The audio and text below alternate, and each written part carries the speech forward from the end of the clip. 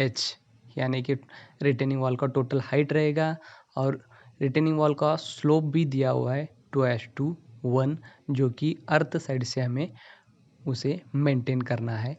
अर्थ side से ये baton portion रहेगा और बाहर से वॉल पूरा स्ट्रेट दिखाई देगा। तो हम एग्जांपल ले रहे थे 5.5 मीटर का, और ज्योमेट्रिक प्रॉपर्टी ABCDE क्या है हमने देख लिया है। उसी तरीके से इसका डायमेंशन हमें साइड पे एग्जीक्यूट करना है।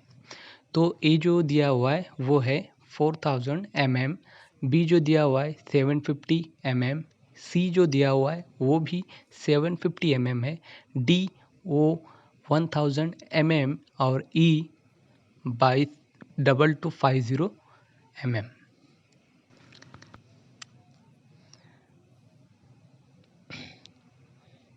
तो इसी तरीके से हमें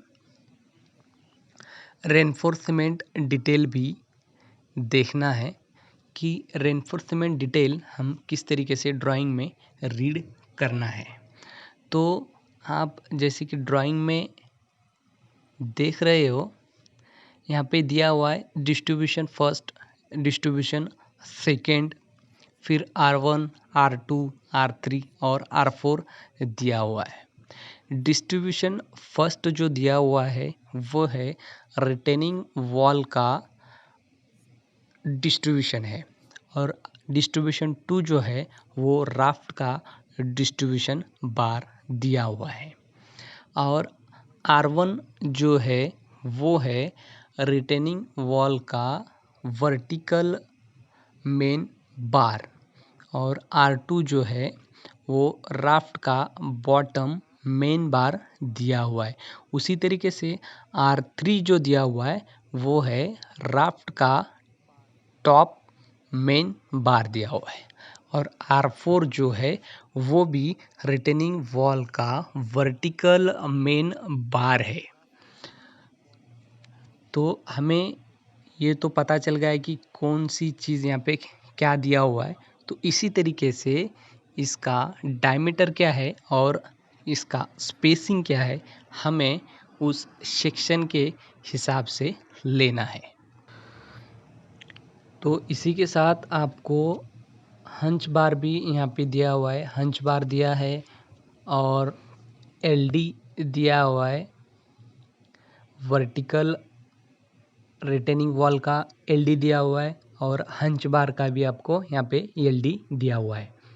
तो LD का देखते हैं बाद में, लेकिन पहले हम देखेंगे 5.5 मीटर और 1.2 मीटर का जो एग्जांपल ले रहे थे उसका रेनफोर्समेंट डिटेल यहाँ पे देखेंगे। तो R1 जो दिया हुआ है वो 20 mm डायमीटर दिया हुआ है और उसका स्पेसिंग दिया हुआ है 110 mm। वैसे ही R2 जो दिया हुआ है, R2 यानी कि राफ्ट का बॉटम मेन बार, वो दिया हुआ है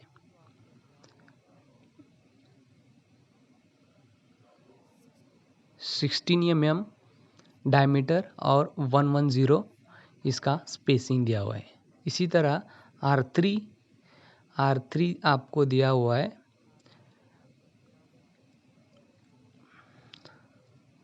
R3 जो अपना है वो है रिटेनिंग वॉल राफ्ट का टॉप मेन बार दिया हुआ है,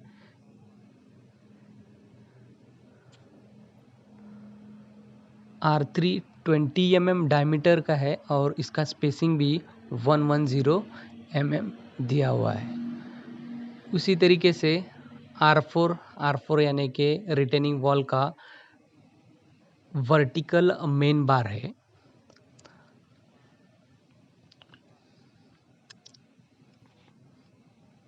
और R4 दिया हुआ है 12 mm डायमीटर और इसका स्पेसिंग भी 110 दिया हुआ है। उसी तरीके से डिस्ट्रीब्यूशन फर्स्ट और डिस्ट्रीब्यूशन सेकेंड, डिस्ट्रीब्यूशन जो फर्स्ट है वो वर्टिकल रिटेनिंग वॉल का डिस्ट्रीब्यूशन दिया हुआ है, और डिस्ट्रीब्यूशन सेकंड जो है वो राफ्ट का आपको डिस्ट्रीब्यूशन दिया हुआ है। तो 1 बाय 1 देखते हैं। डिस्ट्रीब्यूशन फर्स्ट तो जो दिया हुआ है वो है 12 mm डायमीटर और उसका स्पेसिंग 200 mm, उसी तरीके से डिस्ट्रीब्यूशन सेकेंड 12 mm डायमीटर और 200 mm स्पेसिंग आपको दिया हुआ है। इसी तरीके से आपको ड्राइंग रीड करना है। और सबसे ज़रूरी बात कि आपको एलडी किस तरीके से लेना है। एलडी यानी क्या? एलडी यानी डेवलपमेंट लेंथ। एलडी यानी डेवलपमेंट लेंथ। इसी के साथ में एलडी भी मालूम करना है कि एलडी आपको क्या लेना है, और साथ ही साथ में आपको नोट्स भी अच्छे से पढ़ना चाहिए, क्योंकि नोट्स में आपको हर चीज़ का डिटेल दिया हुआ होता है। जैसे कि आप कंक्रीटिंग के लिए कौन सा ग्रेड यूज़ करना है, आपको कवर क्या प्रोवाइड करना है, और उसमें मेन चीज़ जो है आपको विप होल प्रोवाइड करना होता है ड्रेनेज के लिए। तो वो सब चीज़ें आपको बहुत ध्यान से देखना है। जैसे कि हमें एलडी के बारे में बात कर रहे थे, एलडी यानी डेवलपमेंट लेंथ, और डेवलपमेंट लेंथ का यहाँ पे ड्राइंग में मेंशन किया हुआ है। यहाँ पे हर किसी का एलडी अलग अलग होता है, लेकिन यहाँ पे एलडी जो दिया हुआ है वो है 50D दिया हुआ है। 50D यानी 50 इंटू डायमीटर ऑफ बार अगर करेंगे तो आपको एलडी मिलेगा। जैसे कि मान लीजिए हमें 10 mm डायमीटर का एलडी निकालना है, तो हम क्या करेंगे, 50 इंटू 10 mm अगर करेंगे तो हमें 500 mm हमें एलडी मिलेगा। तो इसी तरीके से हम किसी भी डायमीटर ऑफ बार का एलडी बड़े आसानी से निकाल सकते हैं।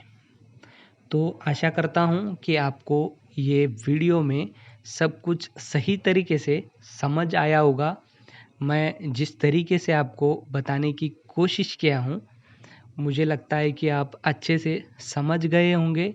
अगर आपको कुछ चीज़ें समझ में नहीं आई हो तो आप मुझे कमेंट करके बता सकते हो।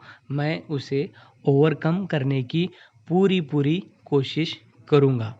तो अगर आपको ये वीडियो अच्छा लगा हो तो प्लीज़ लाइक करें, शेयर करें और सब्सक्राइब